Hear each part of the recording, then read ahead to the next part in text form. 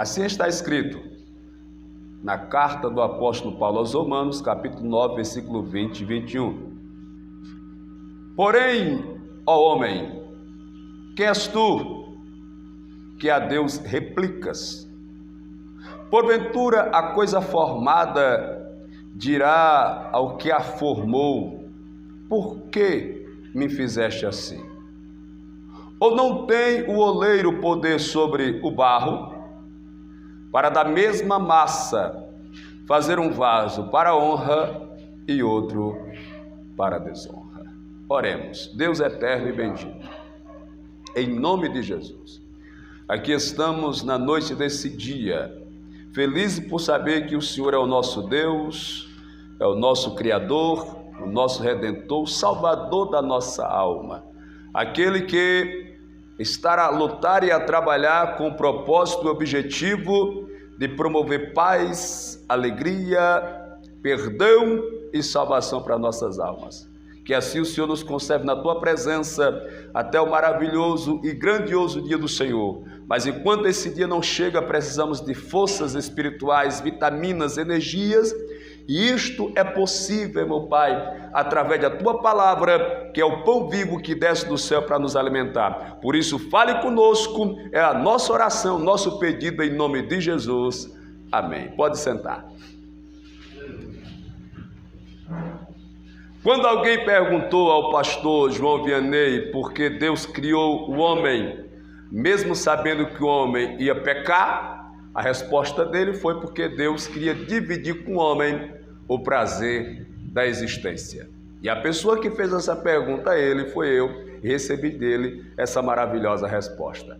Só que antes disso alguém tinha me perguntado por que Deus criou a humanidade, criou o mundo, o universo, sabendo que iria haver essa turbulência, essa situação tão precária, tão dificultosa, de tantas catástrofes e misérias sobre a terra.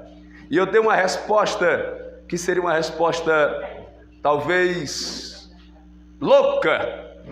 Eu disse, é porque eu imagino que Deus na eternidade, Deus na imensidão do universo, se sentiu solitário, só, e assim decidiu criar anjos, arcanjos, querubins, serafins, criar a humanidade com o exato propósito de que houvesse de fato essa luta, essa guerra, esse embate, porque Deus queria sair da monotonia.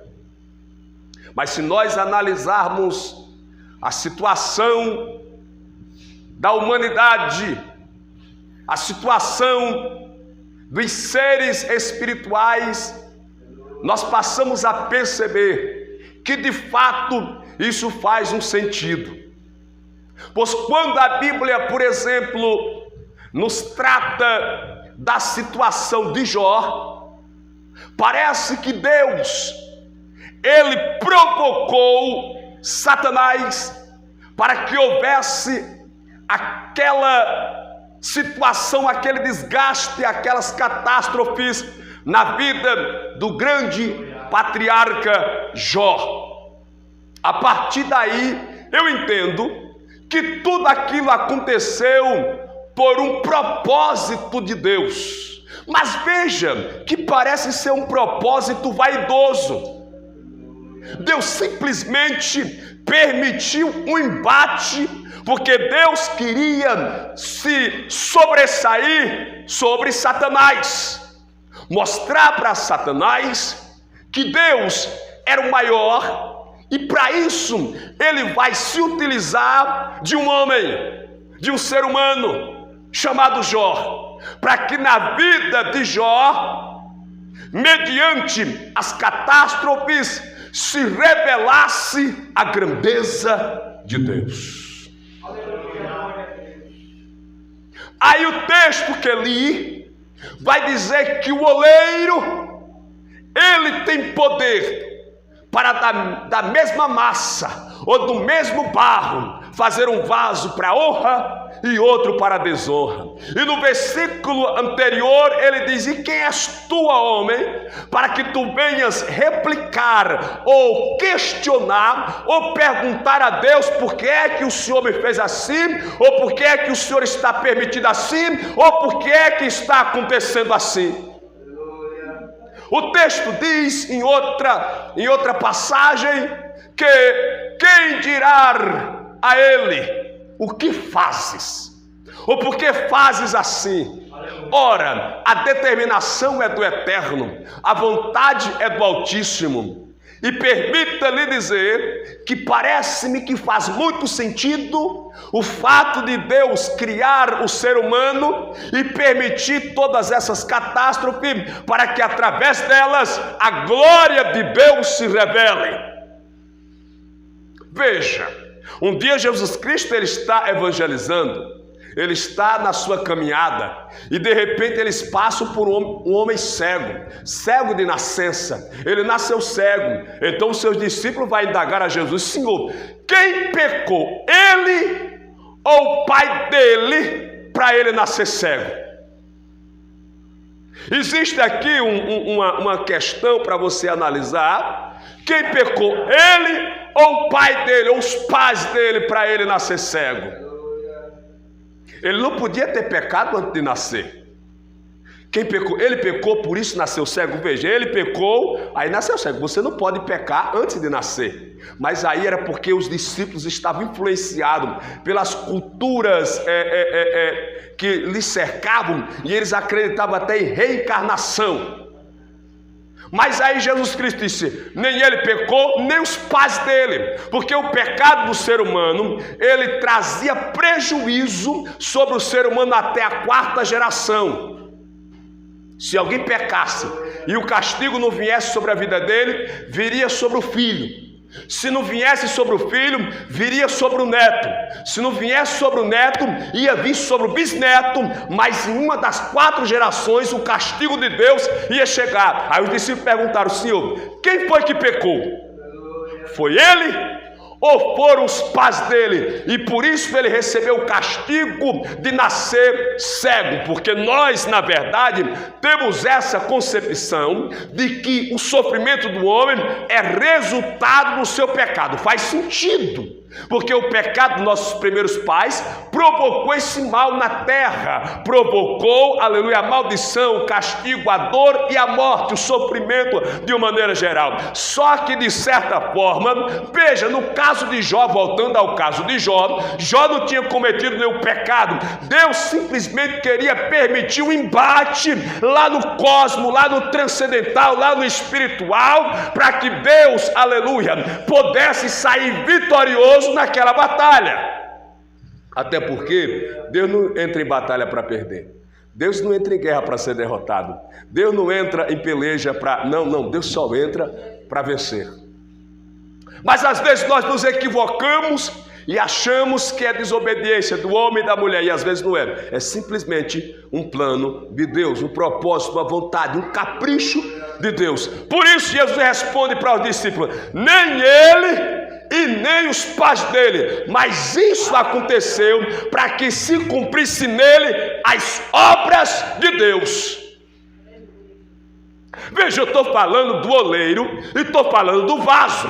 E eu estou dizendo que o oleiro, ele é quem determina a função do vaso. Ele é quem determina o lugar onde vai colocar o vaso. Ele é quem decide a utilidade do vaso. Não é o vaso que diz para o oleiro que quer ser colocado aqui ou ali, que quer ser feito para isso ou para aquilo. É o oleiro quem determina o que vai ser feito na vista do vaso. Louvado seja Deus. Nem ele e nem o pai ou os pais deles pecaram, mas isso é resultado da vontade de Deus, de querer que se cumpra nele as obras do Eterno. A Bíblia nos revela que Jesus ele tem uns amigos em uma aldeia chamada Betânia. Os amigos de Jesus é exatamente Lázaro, Marta e Maria. E a amizade era profunda, era uma amizade real. Jesus, quando estava cansado das andanças e queria descansar, ia para a casa de Lázaro. Eles preparavam um jantar para Jesus, preparavam um churrasco de carneiro, e Jesus se retirava para ali, e ali ele era tratado com status de rei. Só que a Bíblia diz que um dia Lázaro adoeceu, e segundo os mais entendidos, Lázaro era mais novo do que as irmãs. Ele tinha mais ou menos 17 anos de idade, era um adolescente ainda. E era muito amigo de Jesus, porque o jovem também faz amizade com Jesus. Tem uns jovens rebeldes, mas tem jovens que têm intimidade com Jesus, que tem elo com Jesus, que tem graça de Jesus. Só que ele adoeceu. Alguém pode até questionar como pode alguém que tem um elo profundo com Jesus, uma amizade plena com Jesus, adoecer. Às vezes essa é a grande questão de muita gente que não entende o propósito ou o mistério de Deus, e assim se equivoca, se assusta e até se frustra e se decepcionam, porque olha para um cristão que serve a Deus, que teme a Deus, que anda na casa de Deus, que é fiel ao Senhor, e de repente vê ele perder o emprego, vê ele adoecer, vê a família dele às vezes se destruir, vê às vezes um parente morrer, e fica a indagar-se, porque Deus está permitindo isso na vida daquele irmão, ou daquela irmã, ou daquela família, visto que eles são tão fiéis, tão tementes, tão obedientes ao Senhor. Por que isso acontece?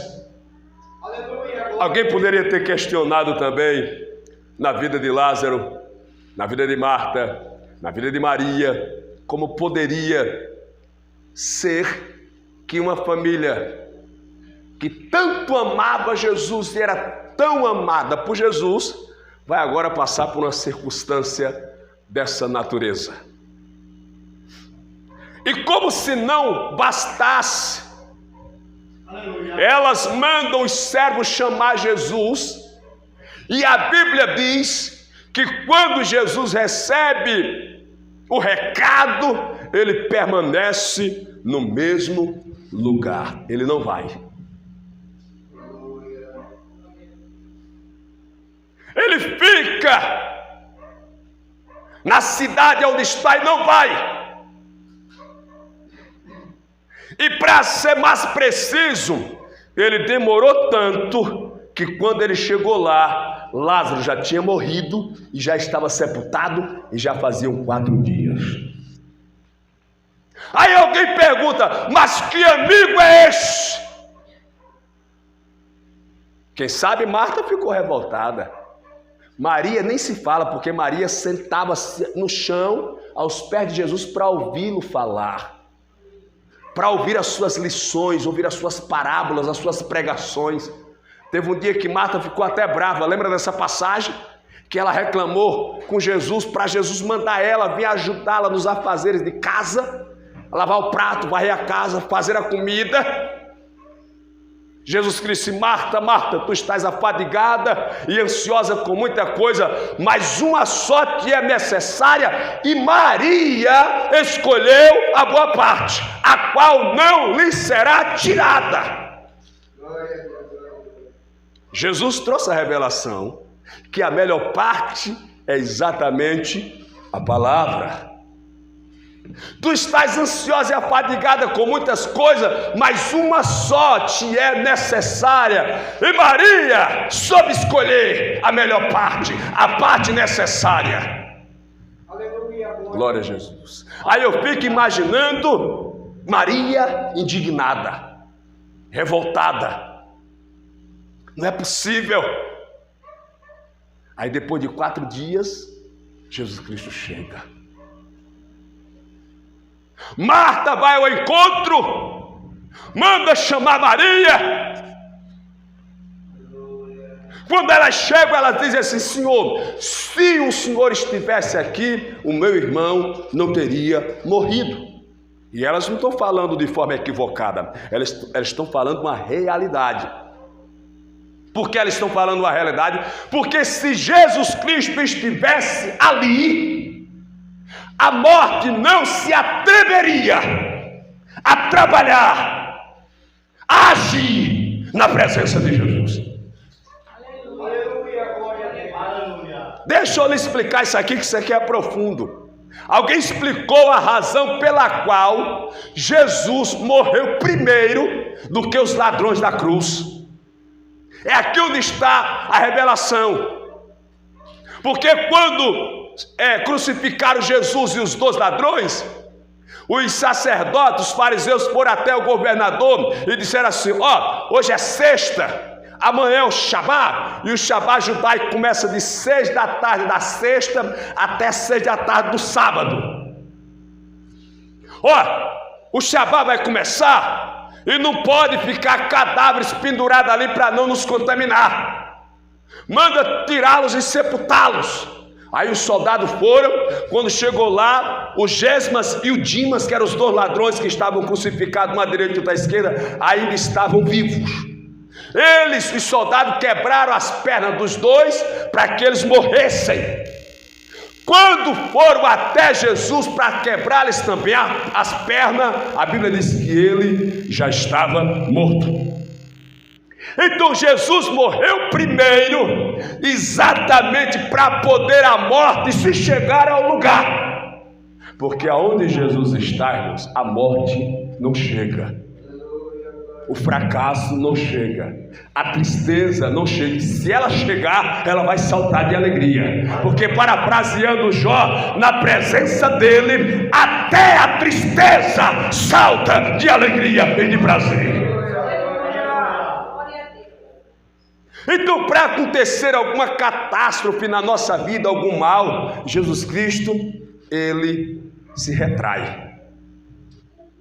Quando eu prego sobre a tempestade e mostro que Jesus estava dormindo na polpa do barco, a polpa do barco é a parte de trás, a proa é a parte da frente e a polpa é a parte de trás. Jesus está dormindo exatamente na polpa, que é a parte de trás. Porque normalmente a Bíblia nos mostra que Jesus Cristo nunca vai na retaguarda, ele sempre vai na frente. Eu irei adiante de ti. Aleluia. Aquele que quiser vir após mim, porque eu ando na frente, negue-se a si mesmo, tome a sua cruz e siga. Mas nesse momento Jesus Cristo vai para a polpa, vai para trás. Por quê? Porque ele precisa vir para trás, que é para abrir caminho, para poder a tempestade chegar, para poder o mar ficar revolto, para poder o vento soprar. Porque enquanto ele está na frente, a tempestade não chega, a tempestade não vem, a luta não se aproxima. Ele tem que recuar para permitir a luta chegar. Aleluia! Então por isso que Jesus na cruz, ele morre primeiro do que os 2 ladrões. Porque se Jesus morresse depois, os ladrões morressem primeiro, era arriscado eles ressuscitarem. Glória a Deus. Aí Marta diz: se o Senhor estivesse aqui, o meu irmão não teria morrido. Aí Jesus Cristo disse assim para ela: Marta, o teu irmão há de ressuscitar. Ela disse: eu sei, Senhor, que no último dia os mortos vão ressuscitar. Marta, Marta, eu não tinha dito que se creres verás a glória de Deus, Marta. Veja que não é ver para crer, é crer para ver. Se creres, verás. Mas nós somos discípulos de Tomé. A gente quer primeiro ver, para depois crer. Mas o discípulo de Jesus, ele primeiro crê, aí depois ele vê. Glória a Jesus. Mas ele vai ressuscitar, eu sei, Senhor. Não, Marta, você não está entendendo. Eu sou a ressurreição e a vida, Marta. Aquele que crê em mim, ainda que esteja morto, viverá. Crê tu nisso? Foram até o sepulcro, porque Jesus disse: me levem até onde ele foi sepultado. Quando chegaram lá, a multidão afluiu, porque Lázaro, Marta e Maria eram muito conhecidos, eram pessoas famosas ali, pessoas de renome. A multidão veio o fariseu, veio todo mundo. Chegaram lá no cemitério. Jesus Cristo disse assim para Marta: Marta, dê ordem aos servos para tirarem a pedra. Mandem tirar a pedra. Aí Marta disse: Senhor, para que tirar a pedra? Já cheira mal, já é de 4 dias, já está podre. Mas Marta, não tinha dito que se creres verás a glória de Deus. Mas Senhor, vamos conjecturar, se o Senhor queria vê-lo, por que não veio no dia que a gente avisou? Pelo menos o Senhor via ele ainda no caixão, tirava uma foto com ele, fazia uma filmagem, ou ficava na sua lembrança. Mas agora nem a gente quer vê-lo mais. Além do mau cheiro, ele já vai estar estragado. Para que tirar mais? Para que mexer mais nisso? Já estamos conformados, já aceitamos a derrota, já aceitamos o fracasso. Mas Jesus Cristo disse: mas eu não aceitei a derrota, nem aceitei o fracasso, porque talvez para você não tenha jeito, não tenha saída, mas para mim é que tem jeito e tem saída, porque eu sou Deus. Aleluia. Tiraram a pedra. Quando tiraram a pedra, Jesus Cristo falou e disse: Lázaro, vem para fora. Glória a Deus. Lázaro ou outros defuntos, principalmente quem tinha mais condições, quando iam ser sepultados, eles eram enfaixados, enrolados com faixa, como uma múmia. Entendeu? Ficava nessa posição aqui, ereto, e eram todos envolvidos de faixa. E dependendo da catatumba, principalmente as pessoas ricas, às vezes cavavam na rocha calcária, e às vezes cavavam descendo e faziam o degrau. Tinha escada para descer. Quando Jesus Cristo disse: Lázaro, vem para fora, Lázaro está primeiro morto, putrefação, e todo enfaixado. Sabe como é que Lázaro sai de lá de dentro do sepulcro? Ele sai assim, ó.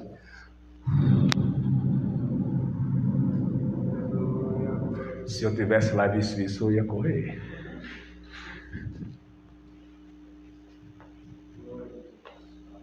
Quando ele sai, todos ficam espantados. Aí Jesus Cristo diz assim: desatai-o, está escrito, irmãos, desatai-o e deixai-o ir. Ele vai ser desatado, desamarrado, porque ele está preso.